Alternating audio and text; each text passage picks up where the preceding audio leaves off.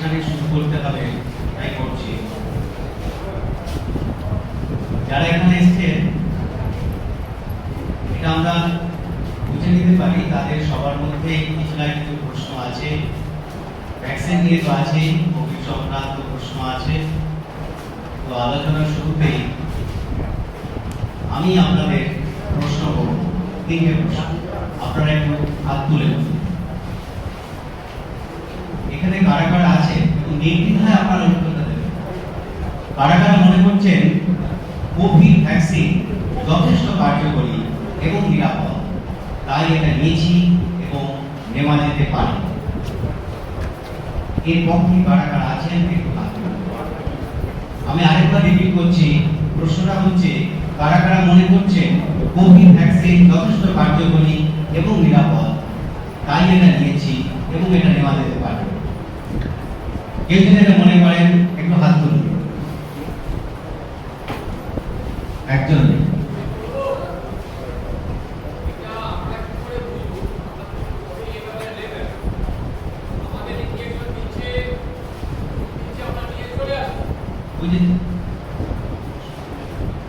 যদি হ্যাঁ হতো, যদি উত্তরটা হ্যাঁ হতো তাহলে আপনাকে বলা হতো ভ্যাকসিন উৎসাহী, অর্থাৎ আপনি এবার করবেন। এবার আমার প্রশ্ন, কারা কারা মনে করছেন ভ্যাকসিনের কার্যকারিতা এবং নিরাপত্তা নিয়ে অনেক প্রশ্ন উঠছে, এগুলো সঠিক উত্তর না পাওয়া পর্যন্ত এই ভ্যাকসিন নেওয়া ঠিক হবে না, এটা কারা কারা মনে করছে? ধন্যবাদ।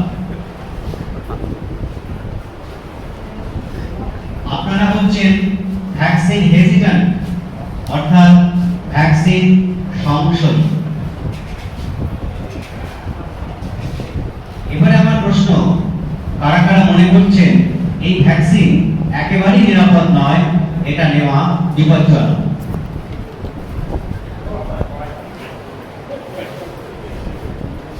ঠিক আছে। আপনারা হচ্ছেন ভ্যাকসিন রেজিস্ট্যান্ট, অর্থাৎ ভ্যাকসিন প্রতিরোধী। তো এই শব্দগুলো আগে কখনো শুনেছেন? শোনেননি? কারা নিয়ে এলো এইসব শব্দ বন্ধ? কেন তো ভাগ করলো আমাদের মধ্যে এই রকম নানা নামে? এই বিভাজন কিন্তু মুক্ত চিন্তার বিরোধী। সংশয় তো থাকবেই, প্রশ্ন তো থাকবেই। সংশয় এবং প্রশ্নকে অন্যায় এবং অনৈতিক বলে ডেকে দেওয়ার জন্যই কিন্তু এই বিশেষণগুলো আনা হয়েছে। কারা এনেছে, কেন এনেছে, এবার আমি সেই প্রসঙ্গে যাব। আমরা দেখতে পাবো যে ভ্যাকসিন নিয়ে যারা বাণিজ্যিক বিজ্ঞাপনের ধারণায় প্রচার করছেন, বোঝাচ্ছেন, তারা কিন্তু এই সব বিশেষণ ব্যবহার করছেন। দেখুন, ভ্যাকসিন নেব কি নেব না এটা নিশ্চয়ই আপনার স্বাধীন চিন্তার ব্যাপার, কিন্তু ভ্যাকসিনের কথা যখন মাথায় আসে তখন নিশ্চয়ই আপনি ভাবেন যে ভ্যাকসিন নেব, ভ্যাকসিন নিলে সুস্থ থাকবো তো, আগের মতো স্বাভাবিক অবস্থায় ফিরবো কি, এটাই তো প্রশ্ন। কিন্তু দেখুন, যারা ভ্যাকসিন বিক্রি করছেন, নির্মাণ করেছেন যেসব বড় বড় কোম্পানি, তারা কি বলছেন? তারা বলছেন যোগান এখন যথেষ্ট, অনেক সাপ্লাই হয়ে গেছে, ডিমান্ড বাড়বে কি, চাহিদা বাড়বে কি? প্রশ্ন এটাই। কারা করছে এই প্রশ্ন? এই প্রশ্ন করছে ওয়ার্ল্ড ইকোনমিক ফোরাম। আমাদের উদ্যোক্তারা যে কথাটা বললেন, লগ্নি পুঁজি যারা নিয়ন্ত্রক, তারা আজকে পৃথিবীকে শাসন করছেন, তাদের কথাতেই সমস্ত দেশ তাদের অর্থনীতি চলে। এই হচ্ছে সেই ওয়ার্ল্ড ইকোনমিক ফোরাম। যে ওয়ার্ল্ড ইকোনমিক ফোরাম তাদের পাবলিকেশনে ঘোষণা করছে 3 tactics to overcome COVID-19 vaccine hesitancy, অর্থাৎ ভ্যাকসিন সংশয়ী যারা, তাদের কি করে ভ্যাকসিন উৎসাহীতে পরিণত করা যায়, অর্থাৎ ভ্যাকসিন নেওয়ানো যায়, তার জন্য 3টি কৌশল। দেখুন, এখানে এরা বলছে যে supply problem two demand problem, অর্থাৎ ভ্যাকসিন তারা অনেক তৈরি করে ফেলেছেন, এবং সেগুলোকে ডিস্ট্রিবিউশন করে ফেলেছেন। এখন সমস্যা হচ্ছে শুধু ডিম্যান্ড, অর্থাৎ ডিম্যান্ড বাড়াতে হবে, চাহিদা বাড়াতে হবে। তাহলে চাহিদা বাড়াতে গিয়ে তারা কি দেখছেন? তারা বলছেন যে একেবারে বিজ্ঞাপনের ধাঁচে, বাণিজ্যিক ধাঁচে সমীক্ষা করে তারা দেখেছেন যে 12% লোক একেবারে রেজিস্ট্যান্ট, প্রতিরোধী, তার নেবে না, দরকার নেই তাদের। 42% লোক সংশয়। এই 42% সংশয় লোক হচ্ছে এদের লক্ষ্য, কি করে এদের ভ্যাকসিন নেওয়ানো যায়। এরা যে পন্থাটা বার করেছেন, দেখুন সেই পন্থাটা। এরা বলছে যে এই ভ্যাকসিন সংশয় যারা আছেন তারা হচ্ছেন ফেন্সিটার, পাঁচিলের ওপর তারা বসে আছেন। তারা ওদিকেও ঝাঁপ মারতে পারেন, এদিকেও ঝাঁপ মারতে পারেন। তো তারা যাতে তাদের দিকে ঝাঁপ না মারেন, ভ্যাকসিন নিয়ে ঝাঁপ মারেন, তার জন্য তারা কি বন্দোবস্ত করেছে। এই হচ্ছে তাদের ফর্মুলা, যেটা স্যার বলছিলেন, এটা সেই ধাঁচেই। সেটা হচ্ছে থিঙ্ক, ফিল এন্ড ডু।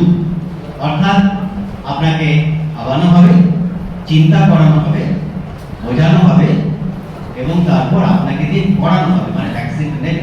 কিন্তু প্রশ্ন হচ্ছে, এরা তো ব্যবসার কথা বোঝে, টাকা পয়সার কথা বোঝে, লাভ ক্ষতির কথা বোঝে, এই বিশ্ব বাণিজ্য সংস্থা, তারা এইসব মডেল কোথা থেকে আনলো? কে তাদের দিল এইসব মডেল? এই মডেল কিন্তু তারা তৈরি করেনি। এই মডেল তারা তৈরি করেছে, দেখুন এই মডেল তৈরি করছে American National Institute of Health. তাদের অধীনেই রয়েছে behavioural and social sciences research. এরা হচ্ছে মনোবিজ্ঞান এবং আমাদের আচরণ বিধি, এর যে বিজ্ঞান আছে, সেই গবেষকরা, সেই বিজ্ঞানীরা, তারা বিজ্ঞানের সূত্রকে ব্যবহার করছেন, বিজ্ঞানকে ব্যবহার করছেন। কিসের জন্য? ওই যে ভ্যাকসিনের আরো যাতে যোগান বাড়ে, যোগানের সঙ্গে পাল্লা দিয়ে চাহিদা বাড়ে, সেই জন্য। এই হচ্ছে আমেরিকান সাইকোলজিক্যাল অ্যাসোসিয়েশন। এরা হচ্ছে মনোবিদ। মনোবিদের কাজটা কি ছিল? সারা পৃথিবীর যখন গত 1.5 বছর ধরে এইটাই বোঝানো হচ্ছে ধ্বংস আর মৃত্যু, মানুষের ব্যক্তি জীবন, সমাজ জীবন ছাড়খাড় হয়ে গেছে, তাহলে তাদের মানসিকভাবে পুনর্বাসন দেওয়া, রিহ্যাবিলিটেট করা, এটাই তো তাদের কাজ ছিল। সেটা তারা কাজ বলে মনে করছেন না। তারা মনে করছেন ভ্যাকসিন আপটেক কি করে বাড়ানো যাবে। দেখুন হাইলাইট করা আছে এটা, যারা দেখতে পাচ্ছেন, ভ্যাকসিন আপটেক কি করে বাড়ানো যাবে। অর্থাৎ যারা ভ্যাকসিন সংশয়ী, তাদের কি করে ভ্যাকসিন উৎসাহী পরিণত করা যাবে। এই সাইকোলজিস্ট, এই বিজ্ঞানীরা সেই সব পন্থা বার করে ওয়ার্ল্ড ইকোনমিক ফোরামকে দিচ্ছে এবং বলছে যে এটা একটা যুদ্ধের মতো। Psychological science will be at the forefront of combating vaccine resistance. অর্থাৎ এই ভ্যাকসিন নিয়ে আপনার মধ্যে যে সংশয় রয়েছে, তাকে দুমড়ে মুচড়ে ভ্যাকসিন উৎসাহিত পরিণত করতে হবে। তার জন্য পন্থা বার করতে হবে। সেই পন্থাকে অবশ্যই হতে হবে বৈজ্ঞানিক। সেই বৈজ্ঞানিক পন্থাকে কিন্তু তারা বলেছে। আমি একে একে আসবো তাদের পন্থাগুলো, শুনলে শিউরে উঠবে। এইসব কথা তারা বলেছেন, ইংরেজিতে লেখা আছে, কিছুটা বাংলা করা হয়েছে। তাদের এই যে মূল কথাগুলো সারবস্তু কি? এই যে আমেরিকান সাইকোলজিক্যাল অ্যাসোসিয়েশন বা বিহেভিয়ারাল সায়েন্সের বিশেষজ্ঞরা এত মাথা কামাচ্ছেন, মাথা কামিয়ে বার করছেন মানুষকে কি করে ভ্যাকসিন নেওয়ানোর দিকে লাইনে দাঁড় করিয়ে দেওয়া যায়। তার মূল বিষয়বস্তু এরকম। ভ্যাকসিন নিয়ে বিতর্ক ওঠার আগেই প্রচার করতে হবে ভ্যাকসিন বিরোধীরা প্রতিবাদ। বাবু, আগেই বলে দেওয়া হচ্ছে ভ্যাকসিন বিরোধী বলে কিছু লোক আছে এবং তারা সমাজের পক্ষে ক্ষতিকারক, তাদের কথা শুনবেন না। দ্বিতীয়, ভ্যাকসিন নিয়ে সংশয় দেখা দিলেই ভাইরাস কত প্রাণঘাতী এটা বারবার বলতে হবে, সর্বত্র একই সাথে দ্রুত নয় লাগাতার প্রচার করতে হবে। এটাও তাদের পরামর্শ যে যখনই ভ্যাকসিন নিয়ে এই আমরা যেটা আলোচনা করলাম এতক্ষণ, যেটা হলো স্যার যেটা বললেন, এই প্রশ্নগুলো তোলা দিলে, এই প্রশ্নগুলো যখনই আমরা তুলবো, ওরা বলবে আরে জানো কত লোক মারা গেছে, আমাদের বন্ধু মারা গেছে, অমুক বাড়ি তমুক মারা গেছে। এই কথাগুলো বারবার করে বলতে হবে। কেন বলতে হবে সেই ব্যাখ্যাটা আমি পরে দিচ্ছি, আগে শুধু কথাগুলো বলছি। এইবার দেখুন এরা কিন্তু সমস্ত জনগোষ্ঠীকে একই প্রচার করছে না। যাকে যেরকম ভাবে বললে সে উৎসাহী হবে সেই কথাটাই বলছে। যেমন বাড়িতে যদি ইয়ং অ্যাডাল্ট কেউ থাকে, অল্প বয়সী থাকে, তারা অত ভ্যাকসিন নিয়ে মাথা কামায় না, তারা নিজেদের কোভিড প্রবলেম অত মাথা কামায় না।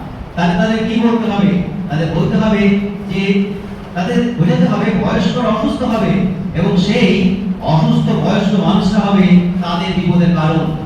ওই বয়স্ক মানুষদের ভ্যাকসিন দেওয়া অবশ্য কর্তব্য। আপনারা জানেন বহু বাড়িতে বৃদ্ধ বাবা মা আছেন, তাদের ছেলে এবং মেয়েরা কিভাবে বাধ্য করেছেন ভ্যাকসিন নিতে, ইচ্ছার বিরুদ্ধে তারা ভ্যাকসিন নিয়েছেন। এই সমস্ত ঘটনা আমরা জানি। আমরা যারা প্র্যাকটিসে আছি আমাদের কাছে প্রায় ঘটনাগুলো আসে, খুবই নির্মম ঘটনা। বাবা চাইছেন না ভ্যাকসিন নিতে, কিন্তু ছেলে বিদেশে থাকে, তাও সে সেখান থেকে বারবার তাকে ফোন করে বাধ্য করছে ভ্যাকসিন নিতে। এই ঘটনা আচ্ছার ঘটেছে। দেখুন, এই হচ্ছে যে সাইকোলজিক্যাল মডেল। তাহলে বয়স্কদের কি বলতে হবে?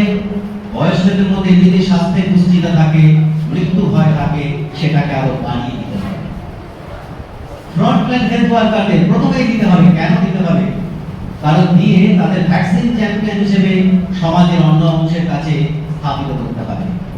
এই কথাগুলো কিন্তু একটু আমার কথা নয়, এগুলো যে দেখালাম সাইকোলজিক্যাল অ্যাসোসিয়েশন তারা যে পরামর্শ দিয়েছেন সেই কথাগুলো হুবহু বাংলা অনুবাদ করে দিয়েছে। যারা অসুখ বা ভ্যাকসিন নিয়ে মোটেই চিন্তিত নন তাদের কি হবে? সবাই তো ভ্যাকসিন নিয়ে ভাবে না। যারা খেটে খাওয়া মানুষ তারাও তো ভ্যাকসিন নিয়ে মাথা ঘামান না, রোগ নিয়েও মাথা ঘামান না।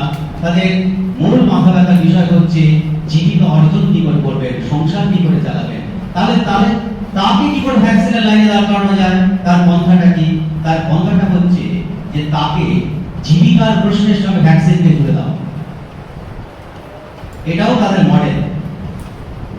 আপনারা নিশ্চয়ই দেখেছেন যে পশ্চিমবঙ্গের একটা যখন চালু হলো সেটা নিয়ম, সেটা হচ্ছে প্রথমে নির্মাণ কর্মী যারা আছেন, কনস্ট্রাকশন ওয়ার্কার, যারা সবচেয়ে ভালনারেবল, এবং তাদেরই প্রথম ভ্যাকসিন নিয়ে কাজে যেতে হবে।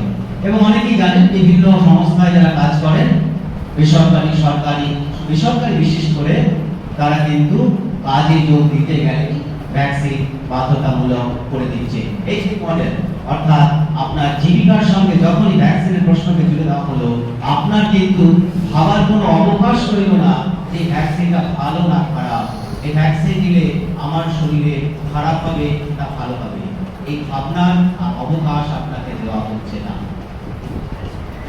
এরপরে যে নিদান হচ্ছে নেতা, ধর্মগুরু, খেলোয়াড়, তারকা, এদের রোল মডেল হিসেবে দেখাতে হবে। আপনারা দেখেছেন যে ভ্যাকসিন যখন এলো তখন এরা টিভিতে দেখাচ্ছে আমি ভ্যাকসিন নিচ্ছি, তুমিও নাও। এই প্রচারগুলো কিন্তু খুবই পরিকল্পিত।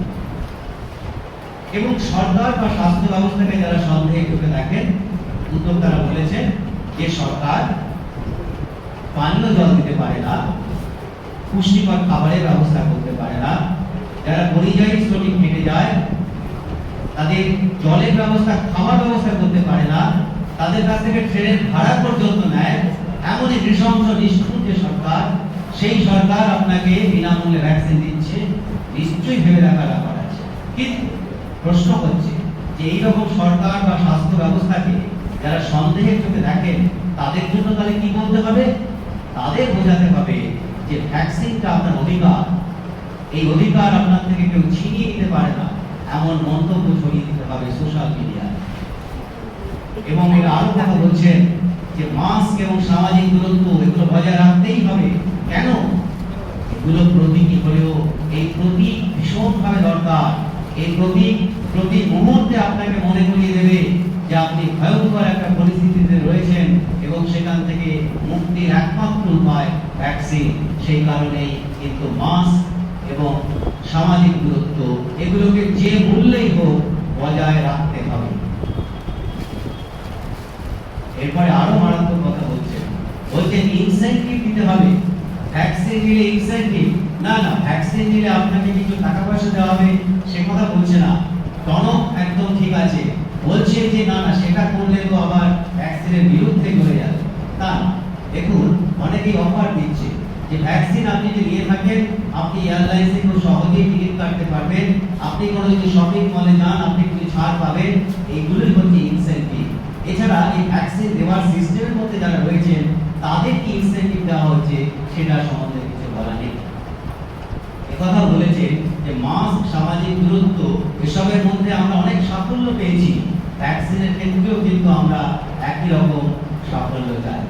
তাহলে আমাদের মূল উদ্দেশ্যটা কি হবে? এত বড় অপারেশন, সাইকোলজিক্যাল অপারেশন, যে অপারেশনটা করা হবে মিডিয়া, সোশ্যাল মিডিয়া, সরকারি বেসরকারি বিভিন্ন প্রচার মাধ্যম, তাদের মাধ্যমে এই যে আমরা সাইকোলজিক্যাল অপারেশনটা করবো, এর উদ্দেশ্য কি? এর উদ্দেশ্য একটা, সেটা হচ্ছে এই যে 42% ভ্যাকসিন হেজিট্যান্ট অর্থাৎ ভ্যাকসিন সংশয় রয়েছে তাদের যতটা সম্ভব ভ্যাকসিন উৎসাহিতে পরিণত করতে হবে।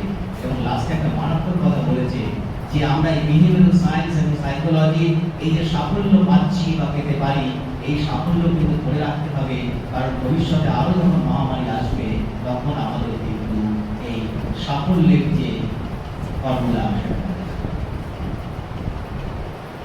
এবার এই যে আমরা সাইকোলজি, বিহেভিয়ারাল সায়েন্সের কথা বললাম, এটাও বিজ্ঞান।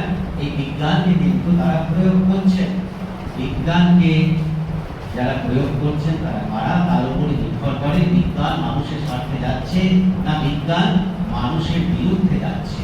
বিজ্ঞান কিন্তু নিরপেক্ষ নয়। বিজ্ঞান যখন কারো হাতে থাকে এবং তার মূল লক্ষ্য হয় মুনাফা এবং একমাত্র মুনাফা, বিজ্ঞান কিন্তু তখন তার অস্ত্রে পরিণত হয় এবং বিজ্ঞান মানুষের স্বার্থের বিরুদ্ধে যায়। আমাদের কিন্তু সেই বিজ্ঞানকে জানতে হবে, বিজ্ঞানকে তাদের হাত থেকে কিন্তু ফিরিয়ে দিতেই হবে। তাই আসুন বিজ্ঞানের দু এক কথা জেনে নিই। এই যে আচরণ বিদ্যা অর্থাৎ বিহেভিয়ারাল সায়েন্স এবং সাইকোলজি যে তত্ত্বকে এরা কাজে লাগাচ্ছে তার মূল দুটো কথা এটা মনে হয় আমাদের জানা উচিত। সেটা হচ্ছে যে সোশ্যাল বিহেভিয়ার, সামাজিক আচরণ কিসের উপর নির্ভর করে? আমার আপনার এখানে যারা সবাই আছি তারা কেমন করে বিহেভ করব, আমাদের সামাজিক আচরণটা কি হবে, ঠিক আমরা আলোচনা থেকে বেরিয়ে গিয়ে অন্যরকম বিহেভ করতে পারি, কালকে ভ্যাকসিনের লাইনে দাঁড়িয়ে করতে পারি, এমনও হতে পারে, হওয়াটা অস্বাভাবিক কিন্তু নয়। অর্থাৎ অ্যাটিটিউড, দৃষ্টিভঙ্গি, স্যার যেটা বলে দিলেন এক কথায়, আমি সেটাকে ইলাবোরেট করছি। অ্যাটিটিউড অর্থাৎ আমাদের এই সামাজিক আচরণ সম্পূর্ণভাবে ঠিক করে দেয় আমাদের অ্যাটিটিউড অর্থাৎ দৃষ্টিভঙ্গি। আর দৃষ্টিভঙ্গি কিভাবে গড়ে ওঠে? দৃষ্টিভঙ্গি তিনটে জিনিস দিয়ে গড়ে ওঠে, একটা কগনিটিভ, এফেক্টিভ এবং বিহেভিয়ার। এটা যদি সাইকোলজি কোনো ছাত্র থাকে তিনি নিশ্চয়ই বুঝতে পারবেন। অর্থাৎ একটা হচ্ছে চিন্তা, একটা হচ্ছে আবেগ, একটা হচ্ছে আচরণ। এটি বলা হয় এবিসি, অ্যাটিটিউডের এবিসি। এবং এই এবিসি কিভাবে তৈরি হয়? এবিসি তৈরি হওয়ার জন্য মূলত সংবাদপত্র, মাধ্যম, বন্ধু বান্ধব, পরিবেশ, সমাজ এগুলোই কিন্তু আমাদের এই অ্যাটিটিউড নির্মাণ করে দেয়। তো আমরা কখন অ্যাটিটিউড বদলাই, কখন বদলাই, আমরা কখন দৃষ্টিভঙ্গি বদলাই বা কখন দৃষ্টিভঙ্গি বদলাই না, খুব জরুরি এটা ভাবুন। আপনি আপনার অজান্তেই আপনার দৃষ্টিভঙ্গি কিন্তু বদলে ফেলতে পারেন বা বদলে যেতে পারে, সজাগ থাকবেন। দেখুন বিজ্ঞান অনুযায়ী, সাইকোলজি অনুযায়ী আমরা কি চাই? আমরা চাই কগনিটিভ কনসিস্টেন্সি। এর মানে হচ্ছে চিন্তার সংহতি। তার মানে হচ্ছে এই যে এবিসি টিতে দেখলেন সেটা হচ্ছে চিন্তা, আবেগ এবং আচরণ। এর মধ্যে এগুলোকে আমরা একটা সরল রেখায় চাই, একটা অ্যাক্সিসে চাই। কারণ এটা থাকলে আমরা কিন্তু অনেক মানসিক শান্তিতে থাকি। কি চাই না?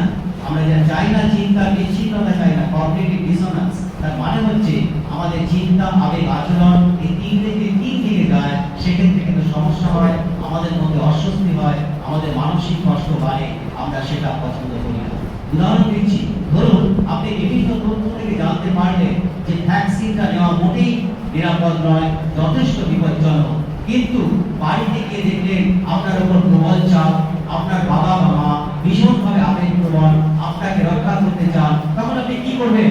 তখন দেখা যাবে ওই আবেগ বা আচরণ এই দুটো কিন্তু আপনাকে কাবু করে ফেলছে। তখন কিন্তু আপনি আপনার চিন্তাকে বলতে ফেলছেন, তখন ভাবছেন না না যা ভেবেছি ওটা ঠিক নাও হতে পারে, আরো তো অনেক তথ্য আছে, এত মানুষ তো নিচ্ছেন, কিন্তু হয়েছে কি, এমন নানান রকম চিন্তা আপনার মধ্যে আসতে পারে। আপনি শেষ পর্যন্ত যেটা করবেন, আপনার যে আচরণটি আপনি করবেন সেই আচরণের পক্ষে আপনি তার আবেগ, সেই আচরণের পক্ষে আপনি আপনার চিন্তাটাকে নিয়ে আসবেন, আবার সেটা সরল রৈখিক জায়গায় এইভাবেই কিন্তু মানুষ ভাবে, এইভাবেই কিন্তু মানুষ আচরণ করে। ওরা এইটাকে ধরেছে এবং এইটাকেই কিন্তু ব্যবহার করছে। এইবারে বুঝুন, যেটা আমি প্রথমে দেখিয়েছিলাম, ওয়ার্ল্ড ইকোনমিক ফোরাম যে বিধানটা দিয়েছিল যে ভ্যাকসিন সংশোধনকে কিভাবে লাইনে নিয়ে আসতে হবে, কোন লাইনে, ভ্যাকসিনের লাইনে নিয়ে আসতে হবে। দেখুন ভালো করে, লাল রং দিয়ে লেখা রয়েছে পিল, হলুদ রং দিয়ে লেখা রয়েছে পিল, সবুজ রং দিয়ে লেখা রয়েছে ডু। ঠিক আমি যে কথাগুলো বললাম, চিন্তা, তারপরে হচ্ছে আবেগ, তারপরে হচ্ছে সেই মডেলকে অ্যাপ্লাই করছে। দেখুন ভালো করে, লাল রং দিয়ে লেখা রয়েছে চিন্তার জায়গাটা ঠিক, তার মানে কিন্তু এই জায়গাটা ওদের পক্ষে সবচেয়ে কঠিন জায়গা। ওরা সেটা স্বীকার করেছে যে ভ্যাকসিন নিয়ে কেউ যদি প্রশ্ন করে কিভাবে এত তাড়াতাড়ি এলো, স্যার যেটা বলে গেলেন একটু আগে, কি অসম্ভব এইভাবে এত দ্রুত ভ্যাকসিন আসা, এই প্রশ্ন আপনি যখনই করবেন, এটা কিন্তু বলছে সরাসরি ভাবে প্রশ্নটাকে খারিজ করে দেবেন না, তাতে কিন্তু ভ্যাকসিন রেজিস্ট্যান্স বেড়ে যাবে।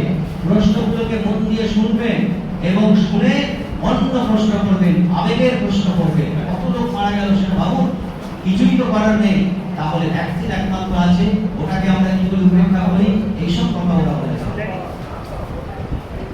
সুতরাং তাহলে এতক্ষণ যে আমরা আলোচনা করলাম, আমাদের উদ্দেশ্য কি করতে হবে, তাহলে কি করতে হবে? আমাদের চিন্তার ক্ষেত্র সবচেয়ে শক্তিশালী, আমাদের আবেগের ক্ষেত্র কিন্তু দুর্বল, আমাদের আচরণের ক্ষেত্রটা অনেক বেশি দুর্বল। আমাদের আচরণকে যারা প্রভাবিত করছে তারা অনেক অনেক বেশি শক্তিশালী।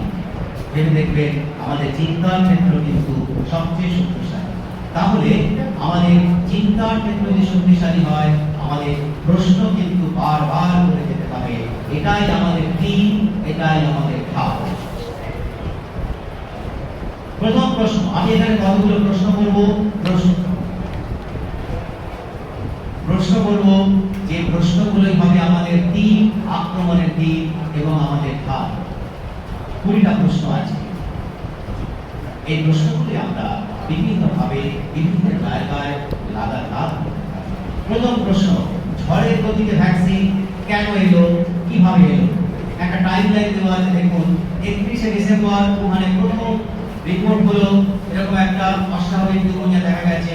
1 জানুয়ারি খুব খবর পেল, 7ই জানুয়ারি চীন বললো চীন জানা গেছে, 13ই জানুয়ারি মডার্না কোম্পানি আমেরিকার ন্যাশনাল ইনস্টিটিউট অফ হেলথের সঙ্গে একসাথে তৈরি করে দিল ক্লিনিক্যাল ট্রায়ালের জন্য ভ্যাকসিন দিল।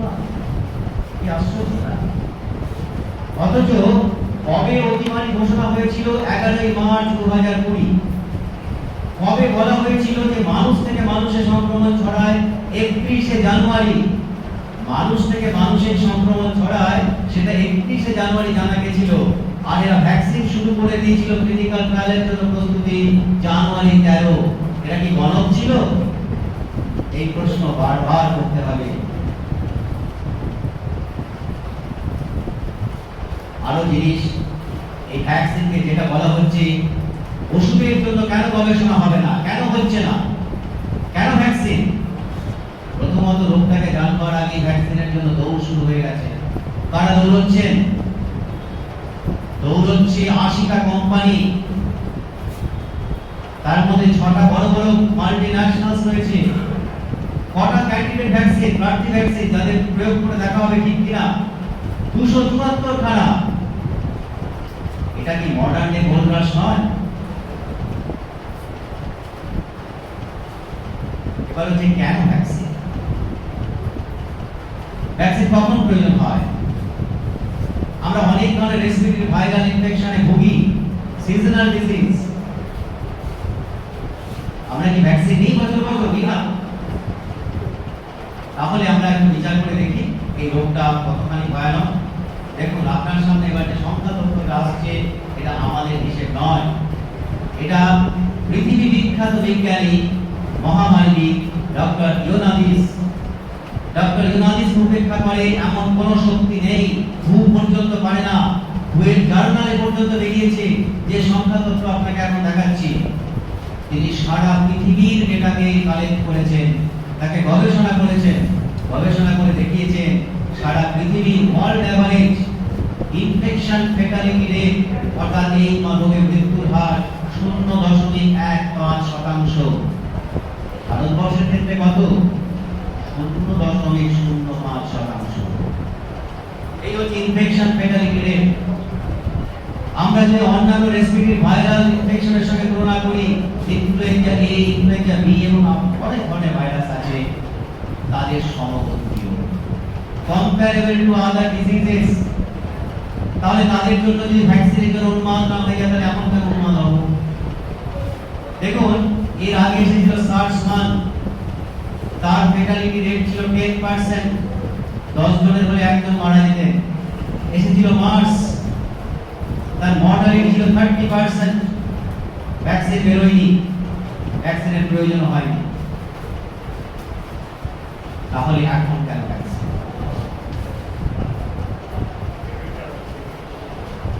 আবার মূল প্রশ্ন, মৌলিক প্রশ্ন, ভ্যাকসিন তো নেব, কিন্তু ভ্যাকসিন কি আমাকে করোনা থেকে প্রতিরোধ করবে? ভ্যাকসিন কি সংক্রমণের বিস্তার আটকাবে, ট্রান্সমিশন চেইন ব্লক করবে? দেখুন, কি বলছে, স্পষ্টভাবে বলছে আমাদের কাছে কোনো প্রমাণ নেই। তার মানে এটা সংক্রমণ প্রতিরোধ করবে না, সংক্রমণ ছড়ানো বন্ধ করবে না। যদি সেটা না হয়, তবে ভ্যাকসিনেটেড এবং আনভ্যাকসিনেটেড এর মধ্যে বৈষম্য কেন? এই প্রশ্ন আপনারা বারবার করবেন। যখন স্কুলের প্যারেন্ট মিটিং এ আপনাদের ডেকে পাঠাবে এবং বলবে ওই সেন্ট জেভিয়ার্সের মতো ডবল মাস্ক পরে আসবেন, ডবল ভ্যাকসিন ডোজ নিয়ে সার্টিফিকেট নিয়ে আসবেন, প্রশ্ন বারবার করবেন। ভ্যাকসিন নিয়ে যদি রোগ প্রতিরোধ না হয়, সংক্রমণ না আটকায়, তাহলে ভ্যাকসিন নেওয়া এবং ভ্যাকসিন না নেওয়ার মধ্যে তফাৎ কথায় বুঝিয়ে বলুন। যদি না বোঝাতে পারেন, তাহলে আপনাদের এই আদেশনামা উইথড্র করুন। কেন বৈষম্যমূলক নীতি বিভিন্ন কর্তৃপক্ষ চালু করছে? কেন মুম্বাইতে লোকাল ট্রেন চালু হচ্ছে, বলা হচ্ছে ভ্যাকসিন নিলে তবেই হেঁটে যাওয়া যাবে? কেন কেন বিভিন্ন জায়গায় সরকারি বেসরকারি স্তরে মেডিকেল কলেজগুলো পর্যন্ত প্রিন্সিপাল গুলো, তারা আবার মানে মেডিকেল কলেজের প্রিন্সিপাল লজ্জা হয় বলতে, তারা মেডিকেল ছাত্রদের বলছে যে অফলাইন ক্লাস করতে হলে ভ্যাকসিন নিয়ে আসতে হবে। কোথায় গেছে তাদের জ্ঞানের স্তর জানি না। তারা ছাত্রদের বলছে ভ্যাকসিন নিয়ে আসবে। তাদের একই প্রশ্ন যেন ছাত্ররা করে যে বৈষম্যটা তাদের ভিত্তি কি, বৈজ্ঞানিক ভিত্তি কিছু আছে কি স্যার? স্যারকে বারবার এই প্রশ্ন করতে হবে। এবার হচ্ছে এই যে ভ্যাকসিন নেওয়া হচ্ছে, এটা এক্সপেরিমেন্টাল ভ্যাকসিন, পরীক্ষামূলক ভ্যাকসিন, ক্যান্ডিডেট ভ্যাকসিন। কারণ এই ভ্যাকসিনে যে থার্ড ফেজ ট্রায়াল এখনো শেষ হয়নি এবং সরকারি যে সমস্ত তথ্য বলছে, আপনারা আরটিআই করেও দেখতে পারেন যে ভ্যাকসিন দেওয়ার সঙ্গে সঙ্গে থার্ড ফেজ ট্রায়ালও চলছে এবং যে ভ্যাকসিনটা দেওয়া হচ্ছে সেখানে বলাই হয়েছে যে এটা অত্যন্ত জরুরি ভিত্তিতে দেওয়া হচ্ছে, রেস্ট্রিক্টেড অ্যান্ড ইমার্জেন্সি ইউজ। যে ভ্যাকসিন আপনাদের দেওয়া হচ্ছে সেই ভ্যাকসিনের কিন্তু ছাড়পত্র দেওয়া হয়েছে for restricted and emergency use. কেন কেন তারা নিজেরাই ব্যাখ্যা দিয়েছে, বলেছেন আমাদের তো জানা নেই এই ভ্যাকসিন নিলে কতটা বিপত্তি হতে পারে বা কি ধরনের পার্শ্ব প্রতিক্রিয়া হতে পারে আমরা ঠিক জানি না। উই হ্যাভ লিমিটেড নলেজ বলেছেন, স্বীকার করেছেন কোভিড-19 অপারেশনাল গাইডলাইন বইতে যে we have limited safety data and we have to further monitor it by applying the vaccines over a large group of population within a very short span of time. তারা জানেন এবং কি কি পার্শ্ব প্রতিক্রিয়া হতে পারে তাদেরও জানা নেই, তারা সেটা দেখছেন। তাহলে এটা পরীক্ষা নিয়ে আমাদের কোনো আপত্তি নেই, কারণ এক্সপেরিমেন্ট ছাড়া তো বিজ্ঞান এগোয় না। আমরা এক্সপেরিমেন্টের বিরোধী নই, আমরা শুধু বলতে চাই এক্সপেরিমেন্ট যদি করতে হয়, মেডিকেল এক্সপেরিমেন্ট যদি করতে হয়, জাতীয় এবং আন্তর্জাতিক যে সমস্ত বিধি নিয়ম আছে সেগুলো মান্যতা দিয়েই করতে হবে এবং সেই পরীক্ষায় যিনি অংশগ্রহণ করছেন তাকে সম্পূর্ণভাবে ইনফর্ম কনসেন্ট তার থেকে নিতে হবে। অর্থাৎ তিনি জানবেন তিনি কোন পরীক্ষায় কেন অংশগ্রহণ করছেন এবং তাতে বিপদ কি আছে সম্পূর্ণ জেনে নিয়ে তবে ঠিকই তিনি কনসেন্ট দেবেন, তার সম্মতি দেবেন। দেখুন কোনটাই করা হচ্ছে না। কোভ্যাক্সিন যখন শুরু হয়েছিল কনসেন্ট নেওয়া হচ্ছিল, পরে সেটাকে বন্ধ করে দেওয়া হয়েছে। তো আপনার পক্ষে কি আন্তর্জাতিক এবং দেশীয় বিধিনিয়ম আছে যা আপনার পক্ষে একটা ঢাল হতে পারে? সেটা হচ্ছে দেখুন UNESCO universal declaration of bioethics and human rights. এটা স্পষ্টভাবে বলা হয়েছে 6.1 আর্টিকেলে যে কোন রকম preventive, diagnostic, therapeutic, medical intervention আপনার উপর করা যাবে না আপনার সম্মতি ছাড়া, এবং এই সম্মতি হতে হবে অবশ্যই লিখিত সম্মতি এবং ইনফর্ম কনসেন্ট, অর্থাৎ আপনি সম্পূর্ণভাবে জেনে বুঝে তারপরে সম্মতি দেবেন। আরো আছে আমাদের পক্ষে কি আছে? Helsinki declaration. হেলসিঙ্কি ডিক্লারেশনে একই কথা বলা হয়েছিল যেটা বলা হয়েছিল নুরেমবার্গ কোডে। নুরেমবার্গ কোডে কেন উচ্চারণ করছি কথাটা? কারণ মেডিকেল এক্সপেরিমেন্টের নামে অ্যাবিউজ অর্থাৎ মানব দেহের অপব্যবহার, অন্যায়, অপরাধমূলক ব্যবহার, এগুলো হিটলারের ডাক্তাররা করেছিল। তারপর থেকে সারা পৃথিবী সচেতন হয়েছিল এবং সারা পৃথিবীর চিকিৎসকরা একটা জায়গায় এসেছিলেন, বারবার তারা সেই সিদ্ধান্তগুলো নিয়েছেন এবং সেগুলোকে পুনর্বিবেচনা করেছেন, পুনর্মূল্যায়ন করেছেন, এরকম যেন পৃথিবীতে আর না ঘটে। সেটাই ছিল হেলসিঙ্কি ডিক্লারেশন 2013। মোদ্দা কথাটা হচ্ছে যে কোনো এক্সপেরিমেন্টে যিনি অংশগ্রহণ করবেন তার ইনফর্ম কনসেন্ট বাধ্যতামূলক, আদারওয়াইজ অন্যথায় সেই পরীক্ষা কিন্তু একটি অপরাধের পর্যায়ে। বিভিন্ন হাইকোর্টে এই বৈষম্যকে মৌলিক অধিকার এবং জীবনের অধিকার লঙ্ঘন বলে মেনে নেওয়া হয়েছে। তবু সরকারি এবং বেসরকারি ক্ষেত্রে ভ্যাকসিন বাধ্যতামূলক করা হচ্ছে কেন? এই প্রশ্ন আপনারা বারবার তুলুন। দেখুন 3টে হাইকোর্টের এখানে কিন্তু রিপোর্ট দেওয়া রয়েছে সংক্ষিপ্ত আকারে। Guwahati high court, Manipur high court, Meghalaya high court. এদের মধ্যে মেঘালয় হাইকোর্ট তাৎপর্যপূর্ণ, তারা সুমোটো কেস করেছে, কেউ করেননি, পিআই কেউ করেনি, তারা সুমোটো কেস করেছেন কোর্টে রেজিস্টার। জানতে চেয়েছে কোর্টের কাছে, কোর্ট জানতে চেয়েছে যে এইভাবে ভ্যাকসিনকে নিয়ে যেভাবে রাইট টু লাইফ অর্থাৎ জীবিকার অধিকার কেড়ে নেওয়া হচ্ছে। ওখানে বলা হচ্ছিল ভ্যাকসিন না নিলে দোকানপাট খুলতে পারবেন না, ক্যাব চালাতে পারবেন না, ব্যবসা বাণিজ্য করতে পারবেন না। তার বিরুদ্ধেই কিন্তু এটা ছিল এবং সেখানে খুব স্পষ্ট করে বলা হয়েছিল যে জীবনের অধিকারের সঙ্গে জীবিকার অধিকার যুক্ত, তার সঙ্গে ভ্যাকসিনকে যখন জুড়ে দেওয়া হবে সেটা কোনোভাবেই আর জনকল্যাণমূলক থাকে না, সেটা জনবিরোধী হয়ে যায়। যদিও সেই মেঘালয় হাইকোর্টের বিচারে একটি কথা বলা ছিল সেটা নেগেটিভ, সেটাই বলছিলাম। আমি চলে যাচ্ছি গুয়াহাটি হাইকোর্ট। সে স্পষ্টভাবে বলেছিল যে ভ্যাকসিনেটেড এবং আনভ্যাকসিনেটেড মধ্যে যদি সংক্রমণের কোনো তফাৎ না থাকে তাহলে কেন তাদের বৈষম্য হবে? এই প্রশ্ন শুধু আমরা এখানে বসে তুলছি না, এই প্রশ্ন তুলে দিয়েছে কিন্তু গুয়াহাটি হাইকোর্ট। মণিপুর হাইকোর্ট একই মর্মে এইভাবে কিন্তু একটি সিদ্ধান্ত ঘোষণা করেছে। এই প্রশ্ন করলে তৃতীয় পর্যায়ের ট্রায়াল কবে শেষ হবে? যারাই আপনাকে ভ্যাকসিন নিয়ে সুপরামর্শ দিতে আসবে, সুচিকিৎসক, তারা টিভিতে বলবেন ভ্যাকসিন নিয়ে নিন, দেরি করবেন না, বিপদ আগত, দরজার সামনে কড়া নাড়ছে, এক্ষুনি গিয়ে ভ্যাকসিন নিয়ে নিন, আমার কথা বলছে। এবং বলবেন, তাদের বলবেন যে তৃতীয় পর্যায়ের ট্রায়াল শেষ হবে কবে জানেন কি? দেখুন এখানে দেখা যাচ্ছে, আপনারাও সার্চ করে দেখতে পারেন, clinicaltrials.gov এ আপনি যাবেন, সেখানে এই যে ভ্যাকসিন এখানে অ্যাস্ট্রাজেনেকা দেওয়া হচ্ছে সেটা সাংকেতিক নামটা হচ্ছে মানে দেওয়া আছে AZD122। তো এটা স্টাডি শুরু হয়েছিল 28 August 2020। Estimated study completion date দেখুন লাল অ্যারো দিয়ে লেখা রয়েছে কবে? 14 ফেব্রুয়ারি 2023। আর এরা কি করছেন? এটা বলছে যে গণ টিকাকরণে যেতে হবে। ভয়ঙ্কর তৃতীয় ঢেউ, চতুর্থ ঢেউ, সমস্ত ঢেউরা অপেক্ষা করছে আপনার জন্য। আপনি তাড়াতাড়ি গণ টিকাকরণ ভীষণ জরুরি। তাহলে কি স্টাডি কমপ্লিশন হওয়ার আগেই এরা গণ টিকাকরণ করে ফেলবে? এটাই কি এদের উদ্দেশ্য? তাই যদি হয় তাহলে অন স্টাডির দরকারটা কি আছে?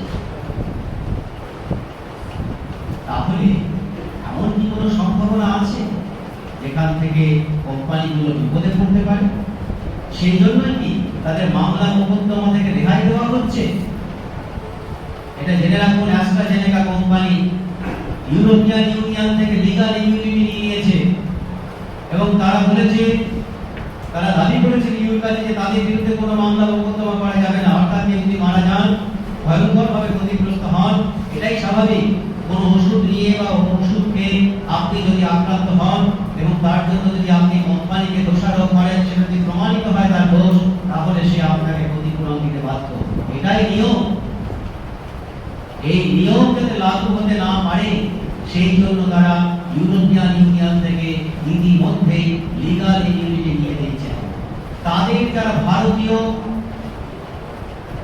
সাবসিডিয়ারি রয়েছে, অর্থাৎ এই সেরাম ইনস্টিটিউট অফ ইন্ডিয়া, তার যে মালিক আদার পুনাওয়ালা একদম প্রকাশ্যে সংবাদ মাধ্যমকে বলেছে, আমরা চাই সরকার আমাদেরও সমস্ত মামলা মোকদ্দমা থেকে নিষ্কৃতি দিক। প্রশ্ন ওঠা উচিত, কেন?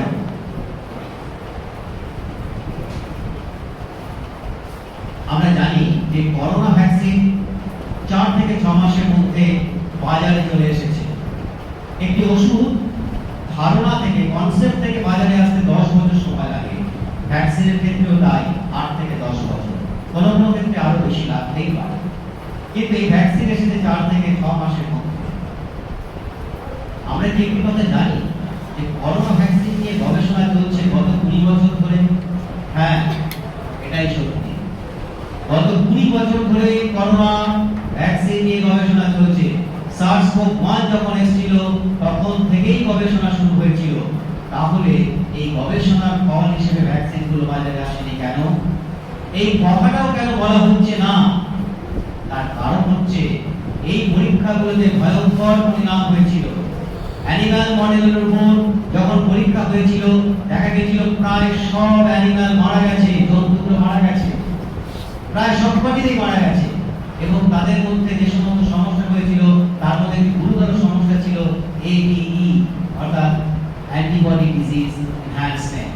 স্যার যেটা একটা ইঙ্গিত দিয়ে গেলেন যে আমার ইমিউন সিস্টেম, আমার শরীরের যে প্রতিরোধ ব্যবস্থা সবসময় আমাকে ভালোই করবে এমন নয়, সে যদি অতিরিক্ত মাত্রায় সক্রিয় হয়ে ওঠে আমার বিপদ ঘটাতে পারে। এটাও তাই, ভ্যাকসিন নেওয়ার পরে দেখা গেছিল এইসব প্রাণীদের মধ্যে তার ইমিউন সিস্টেমের মধ্যে অতিমাত্রায় সক্রিয়তা দেখা গেছিল।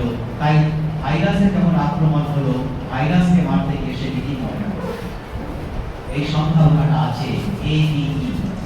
তো এই যে ট্রায়ালের ফল, এগুলোকে কেন চাপা দেওয়া হচ্ছে, এগুলো বারবার প্রশ্ন করুন। যখন ভ্যাকসিন এলো, যখন দেখলো যে এই জবাবটা দেওয়া যাচ্ছে না যে ভ্যাকসিন কি আটকাবে আমার রোগ সংক্রমণ, তখন বলতে শুরু করলেন যে এই ভ্যাকসিন নিলে সিভিয়ারিটি, অর্থাৎ আপনার রোগ খুব খারাপ দিকে যাবে না, গুরুতর হবে না, আপনি হাসপাতালে ভর্তি হবেন না, আপনার মৃত্যু হবে না। এটাই হচ্ছে ভ্যাকসিনের অত্যন্ত ভালো দিক, যার জন্য আপনি ছুটে গিয়ে ভ্যাকসিনের লাইনে দাঁড়াবেন। তখন প্রশ্ন করেছিলেন, এখনো প্রশ্ন করছেন তিনি হচ্ছেন ব্রিটিশ মেডিকেল জার্নালের ডেপুটি এডিটর পিটার ডোশি। এই উদ্যোক্তারা বলে গেলেন, কিছু চিকিৎসক আছেন যারা এখনো বিজ্ঞানের পক্ষে আছেন, মানবতার পক্ষে আছেন। পিটার ডোশি তাদের অন্যতম। পিটার ডোশি প্রথম থেকেই প্রশ্ন তুলছেন। মাত্র 1 সপ্তাহ আগেও যে লেখাটা আপনাদের তুলে দিয়েছি, মাত্র 1 সপ্তাহ আগে তিনি লিখেছেন। কি বলেছেন? পরিষ্কার প্রশ্ন করেছেন, আপনাদের কোন ট্রায়াল এটা দেখেছিলেন যে হাসপাতালে যাওয়ার সংখ্যা কমে, মৃত্যুর সংখ্যা কমে, গুরুতর হওয়ার অবস্থা কমে? কোন ট্রায়ালে দেখেছেন? কোন ট্রায়ালে দেখা হয়নি। যে কোন ট্রায়ালের যে এন্ড পয়েন্ট থাকে, এন্ড পয়েন্ট হিসেবে এগুলো রাখা হয়নি। এগুলো একদম নির্জলা মিথ্যা কথা বলা হচ্ছে। বেশ ভালো, ভ্যাকসিন নিয়ে চিত্র বদলে যাবে, ঢেউ আটকে যাবে। অনেকে বলেছিলেন যে ওই যে ঢেউয়ের মাথায় হাতুড়ি মেরে ঢেউটাকে সমান করে দিতে হবে। এসব নানান ভাষ্য, নানান রকম কথা শোনা গেছিল। কিন্তু এখন ভ্যাকসিন নেওয়ার পরে ইসরায়েলের চিত্র কি বলছে, কেরালায় কি হচ্ছে?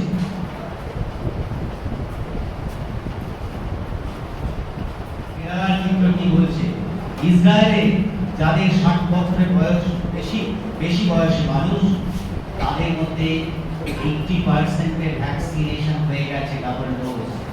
আজকে যারা আমার আক্রান্ত হচ্ছে, ভয়ঙ্করভাবে আক্রান্ত হচ্ছে, তাদের মধ্যে দেখা গেছে 90%ই ডবল ডোজ নিয়েছেন। তাহলে কি দাঁড়ালো? ভ্যাকসিন রক্ষা করলো নাকি উল্টে আরো বিপদের সম্ভাবনা বাড়িয়ে দিল? এটা কি ভ্যাকসিন ফেইলিওর নাকি ভ্যাকসিন কমপ্লিকেশন? এটা বিজ্ঞানের প্রশ্ন। প্রশ্নের জবাব তো দিতেই হবে, পালিয়ে যাওয়া যাবে না। কেরালায় কি হয়েছে? 40,000 ভ্যাকসিনেটেড পিপলের মধ্যে, লোকের মধ্যে পজিটিভ হয়েছে কোভিড। কি করে হলো? একটা দিন।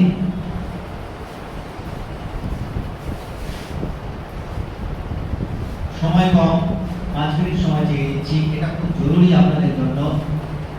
যেহেতু বিজ্ঞান সংস্থার আয়োজিত অনুষ্ঠান, বিজ্ঞান মানুষরা আছেন, বিজ্ঞানের অভাব তারা জানেন, এইটি একটু মন দিয়ে শুনবেন। আমি যেটা বলছি যে একটা ভ্যাকসিন সম্বন্ধে অনেক ভাগ বাজানো হয়েছে, এফিকেসি 90%, 99% এগুলো বলা হয়েছে, কিন্তু একটা ভ্যাকসিন এফেক্টিভ কিনা আমরা কোন হিসেব থেকে বুঝতে পারবো? আপনারা জানেন কি? ভ্যাকসিন কেন, যে কোনো ওষুধ এলে আমরা এফেক্টিভ কিনা কোন তথ্য থেকে বুঝতে পারবো? তথ্যটা হচ্ছে এইরকম, সেটা হচ্ছে এনএনটিভি, অর্থাৎ নাম্বার নিডেড টু ভ্যাকসিনেট। এই সংখ্যাটা কিভাবে ক্যালকুলেট করা হয় আমি আর সেদিকে যাচ্ছি না, তবে এইটা খুব জরুরি যে এনএনটিভি হওয়া উচিত 1 হওয়া উচিত, অর্থাৎ যাকে দেবেন তাকে ওষুধটা যদি কাজ করে, NNTV number needed to vaccinate হওয়া উচিত 1। তাহলে দেখুন, আমি যেটা দেখাচ্ছি ভ্যাকসিন জার্নাল, পৃথিবী বিখ্যাত ভ্যাকসিন জার্নাল, জার্নালের নাম হচ্ছে ভ্যাকসিন। এটা জার্নাল হচ্ছে আমেরিকান প্যাথোলজিক্যাল অ্যাসোসিয়েশন, এটা পিয়ার রিভিউ জার্নাল, এটা কোনো হেজি কাগজের খবর নয়। এখানে তারা কি লিখেছে? গত মাসে 26শে জুলাই এটা বেরিয়েছে, খুবই চাঞ্চল্যকর খবর। এই খবর মিডিয়া কখনো আনবে না। কি লিখেছেন তারা? এনএনটিভি হচ্ছে গড়ে 200 থেকে 700, অর্থাৎ একটা সংক্রমণ প্রতিরোধ করতে হলে আপনাকে 200 থেকে 700 লোককে ভ্যাকসিন দিতে হবে। তাহলে তার উপযোগিতা কতটুকু, তার এফেক্টিভনেস কি? প্রায় শূন্য। এরা আরো দেখিয়েছেন, এরা যখন আবেগের কথা বলছিল যে ভ্যাকসিন আপনি না নিতে পারেন, আপনার অধিকার প্রয়োগ করতে পারেন ভ্যাকসিন না নিয়ে, কিন্তু আপনি না নিলে আপনার পাশের লোকটি কিন্তু ক্ষতিগ্রস্ত হবে, আপনি তার জন্য সামাজিকভাবে নৈতিকভাবে দায়বদ্ধ হয়ে থাকবেন। এই কথা বলেছিল কি বলেনি? এই কথা বলেছিল তো? তার জবাব দেখুন কি দিয়েছেন এরা। এরা বলেছেন, হিসেব করেছেন, সারা পৃথিবীর তথ্য নিয়েছেন, বলেছেন যে যদি 1 লক্ষ মানুষকে ভ্যাকসিন দেওয়া হয়, কটা মৃত্যু আমরা আটকাতে পারি? আমরা মৃত্যু আটকাতে পারি 4টি। ভ্যাকসিন দেওয়ার জন্য 1 লক্ষ লোককে ভ্যাকসিন দেওয়ার জন্য কত রকম মৃত্যু আমরা আনতে পারি? মৃত্যু ডেকে আনবো 3টে। তাহলে রিস্ক বেনিফিট রেশিও কি দাঁড়ালো? 3:4। এবং এর আরেকটি মন্তব্য করেছেন কনক্লুশনে যে বাস্তব চিত্রে কিন্তু এই রেশিও বিপরীত হয়ে যেতে পারে। এবং তারা বলেছেন যে অবিলম্বে সমস্ত সরকার তাদের ভ্যাকসিন পলিসিকে পরিবর্তন করুক। আমাদের দেশে এমন একটা হয়েছে, সেটা তো দেখা গেছে এনএনটিভি হচ্ছে আর্মড ফোর্স হসপিটালের একটা রিপোর্ট, সেখানে তারা খুব হাত বাজিয়ে দেখিয়েছে যে আমাদের ভ্যাকসিন 99% ক্ষেত্রে মৃত্যু আটকে দিয়েছে, কিন্তু তারা বুঝতে পারেনি যে পৃথিবীর সব মানুষ মূর্খ নয়। তারা তাদের রিপোর্টে লিখে দিয়েছে তাদের এনএনটিভি হচ্ছে 2051, অর্থাৎ একটা সংক্রমণ প্রতিরোধ করতে 2050 জন ভ্যাকসিন দিতে হবে। তো আপনারা বারবার প্রশ্ন করুন যে মিথ্যা এবং অপবিজ্ঞানের প্রচার কেন চলছে? আরেকটি মিথ্যা চলছে, সেটা হচ্ছে ন্যাচারাল ইমিউনিটি থেকে ভ্যাকসিন ইনডিউসড ইমিউনিটি অনেক বেশি স্ট্রং। এটা সম্পূর্ণ মিথ্যে কথা। আপনারা যারা ইন্টারেস্টেড আছেন, যোগাযোগ করবেন, আপনাদের দিয়ে দেবো। এখানে যে পত্র পত্রিকা থেকে দেখাচ্ছি, সেটা পৃথিবীর অত্যন্ত স্বীকৃত একটি জার্নাল, সেখানে পরিষ্কার বলা হয়েছে যে ভ্যাকসিন ইনডিউসড ইমিউনিটি নয়, আমাদের ন্যাচারাল ইমিউনিটি কিন্তু অনেক বেশি স্ট্রং এবং সেটা অনেক বেশি দীর্ঘস্থায়ী। এরা মিথ্যে কথা বলছে।